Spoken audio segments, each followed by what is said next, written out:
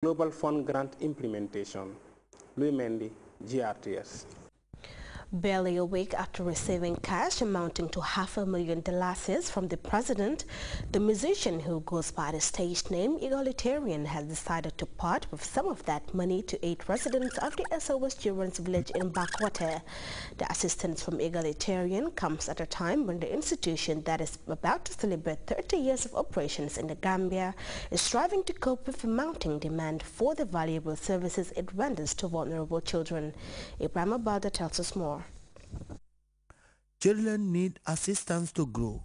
Even among themselves, the elders help the younger ones to stand.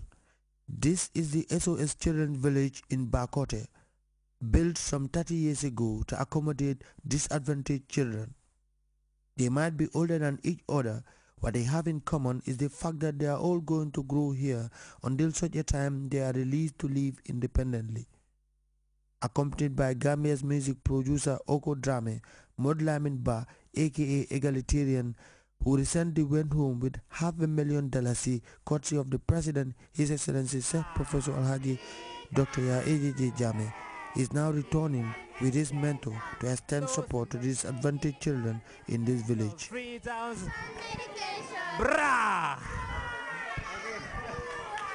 Over the years, the center has been overstretched with the high demand to cater for homeless or disadvantaged children. The food provisions, according to the donor, was born out of the need to reconnect with his troubled past. I started with my mother alone. I didn't know my father, So my mother was the one who was doing all the struggling, all the feeding, all the, washing and trying to make sure that I get a better education. So it was not easy on her side, and no one was there to try to support. So I grew up on that system, knowing that there are also a lot more children who are also going through like that, or more that. So how can I stop that from happening is using my talent, is music. That's the gift I got from God, is music.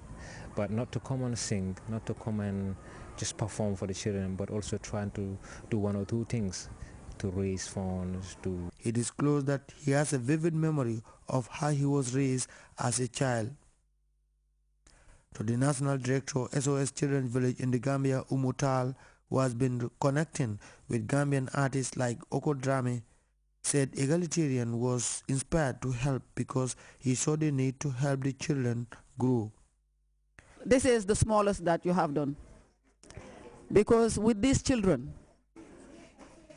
one thing that they need is to see people that connects with them, that show them the concern, that show them the love, that show them that they can take some time from their busy schedule and come and be with them.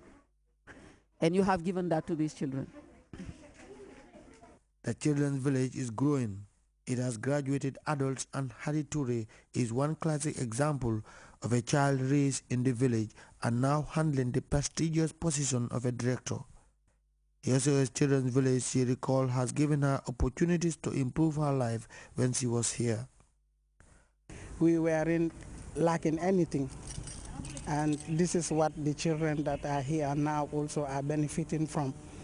We were given the comfort and the joy of living within a family.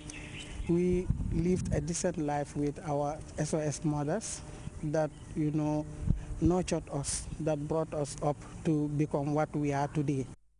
By connecting with such disadvantaged children and providing the means to sustain them here, staff members believe the efforts will go a long way towards increasing the chances of accommodating or even expanding more rooms for the homeless children in the country. Ibrahim Balde, GRTS. Well, we'll take a very short break now. The news continues in just a moment.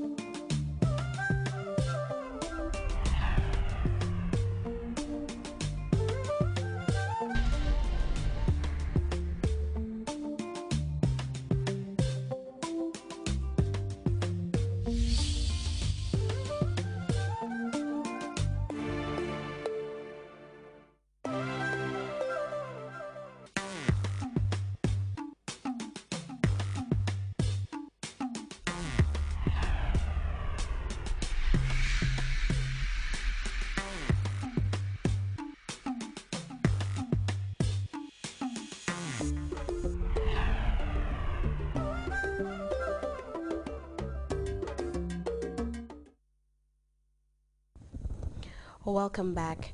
Iraqi Prime Minister Nouri el-Maliki has warned that arming rival Syrian groups will lead to a proxy war. He was speaking at an Arab League summit in Baghdad, the first of its kind to be held there in 20 years. Leaders at the meeting disagree with some aspects of this peace plan proposed by the UN Arab League envoy Kofi Annan, but agreed it provides the best hope right now of the end of ending violence in Syria.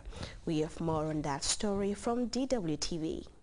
The summit is being described as an historic moment.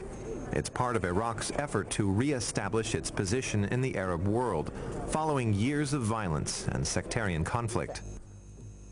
The main focus of the meeting is the conflict in Syria. UN Secretary-General Ban Ki-moon addressed the summit and called on Syria to implement the peace proposal drafted by UN and Arab League Special Envoy Kofi Annan. It is essential that President Assad put those commitments into immediate effect. The world is waiting for commitments to be translated into action. The key here is implementation. But expectations for this summit are not high. Syria, which was suspended from the Arab League last year, says it will not agree to any proposals approved here. Still, the UN peace plan is believed to have broad support among the summit participants. Syrian opposition groups say that President Assad fully intends to continue attacks on anti-government forces, despite any promises he makes to international peacemakers.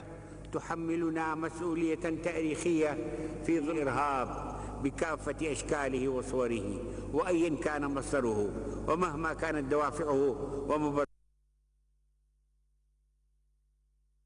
Says it will go ahead with labor markets reforms despite a nationwide strike by trade unionists. The government, under pressure from the EU to rein in its budget deficit, says its measures will also help lower unemployment, the highest in the EU. But unions say the proposals are an attack on workers' rights. We have details in this report. It's a show of strength by Spanish unions. The 24-hour general strike has paralyzed public life in many parts of the country. Here in downtown Madrid, protesters are angry about reforms that will make it easier to hire and fire workers.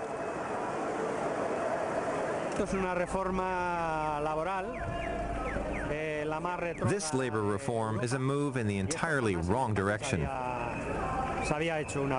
Spain has never seen such extreme unemployment laws.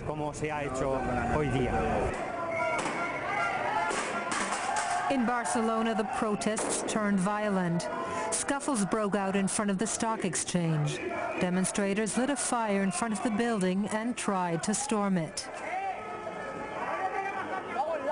Several people were injured and police made dozens of arrests. Spain is now tipping into its second recession in 3 years, and unemployment is soaring. The official jobless rate stands at 23%. And before we go, reminder of our headlines. President Jammeh and thousands of Gambians have visited polling stations once more to elect members of the legislative arm of government. The chair and vice chair of the committee responsible for the disbursement of funds from the Global Fund have taken office. Unions angered by the Spanish government's plans to overhaul the labor market have taken industrial action, but politicians in Madrid said they will press ahead with the reforms sanctioned by the European Union. An Arab League leader meeting in Baghdad have disagreed with some aspects of envoy Kofi Annan's 6-point peace plan for Syria, but accepted the proposal is the only way to prevent the situation degenerating into an all-out war. Well, you can also follow that story and other GRTS programs live on our website, which is at www.grts.gm. There you can also monitor GRTS Radio Live. Well, that brings us to the end of the news. Thanks for the pleasure of your company and have a blessed Friday.